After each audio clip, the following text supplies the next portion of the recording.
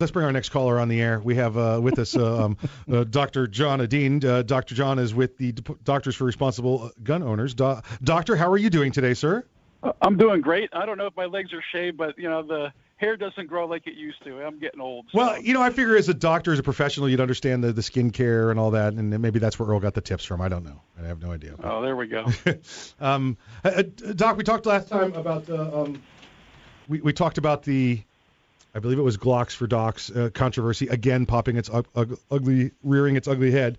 But this time we want to talk to you about the the Hearing Protection Act that you guys have taken a look at.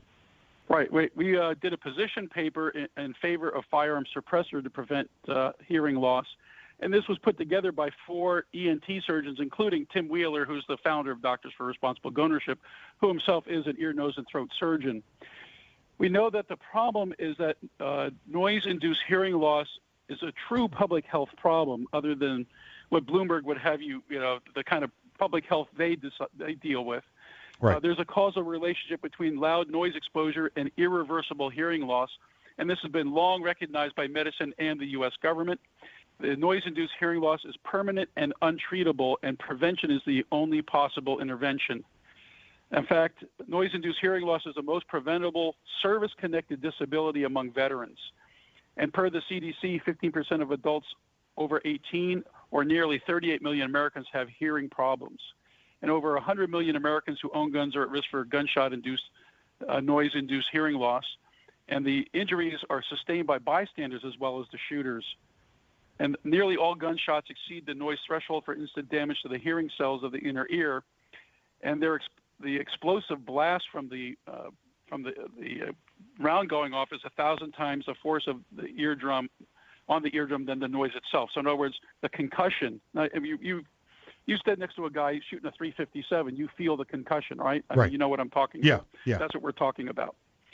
So we know that the muzzle blast is anywhere from 140 to 170 decibels. And 120 decibels is considered the maximum safe level, although if you get 140 decibels, you're going to have instant hearing loss. And 120 decibels is kind of like a car horn about 3 feet away. Right. Earplugs and earmuffs only reduce the noise by 20 to 30 decibels. So if you're shooting a rifle at 170 or 180 decibels, that's not going to protect your hearing, even with earmuffs. Yeah, and you might have it might sound like the noise is less, but you're still getting the concussion, and that's where you're getting that damage Correct. from. And when you're talking about 120 decibels, that's for the instant. That's not the cumulative. If you start doing the industrial, standing on a jackhammer, walking through, if you got a construction zone outside your office, you could actually get that from the cumulative damage. It builds you can sustain hearing damage from cumulative lower levels of noise. For instance, the 110 decibels of a jackhammer or 90 decibels of a lawnmower. And of course in the military we see guys on ships. I was a Navy doctor, and we had a noise, hearing protection program where we monitored people's hearings because of the machine noise. The screws, the shafts, the pumps. All those things made noise. And then of course you have aircraft on the flight deck. Those are very noisy, and so we were always constantly monitoring the hearing.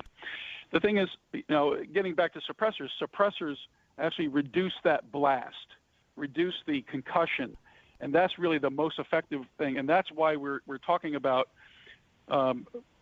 suggesting that maybe getting the suppressors off the NFA list and treating them like firearms would be a better way to protect people's hearing. Because as we said, this is permanent damage. There is no treatment. You get exposed to a loud bang and you're going to lose some hearing. To the lower level, there's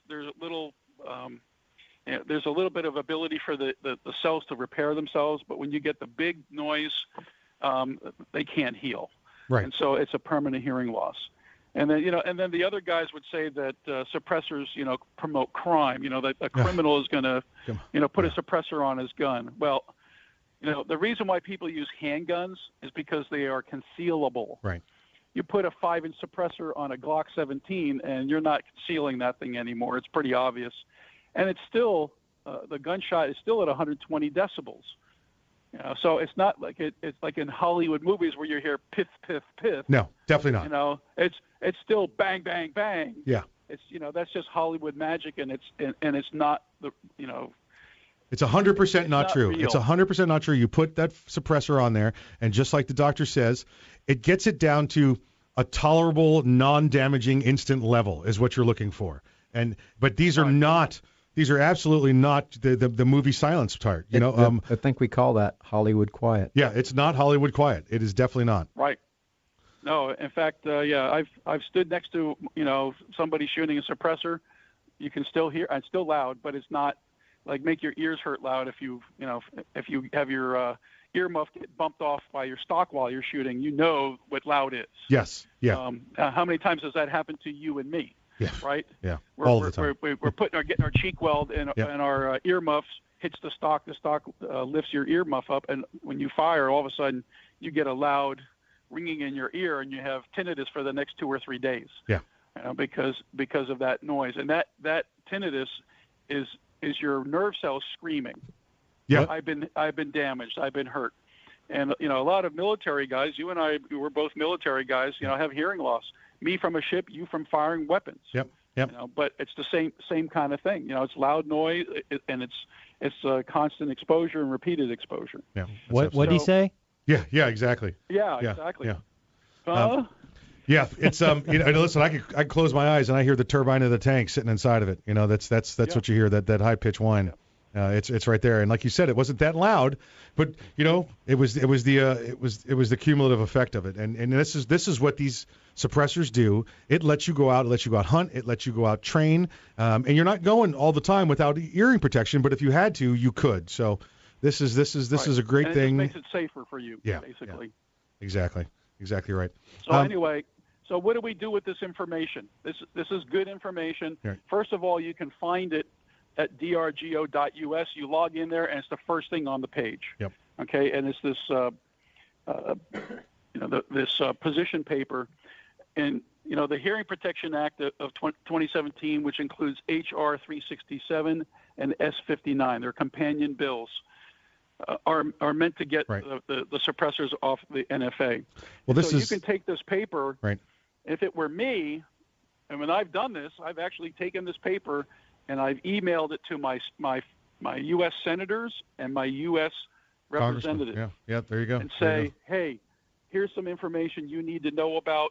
We need to, you need to look at this carefully, and we need to implement these acts. John, thank you for joining us on the program. We get a break we're coming up on. We will see you in 2 weeks, though, at NRA Show. If I'm correct, we'll have you back on the air with us there. Yep, I'll see you then.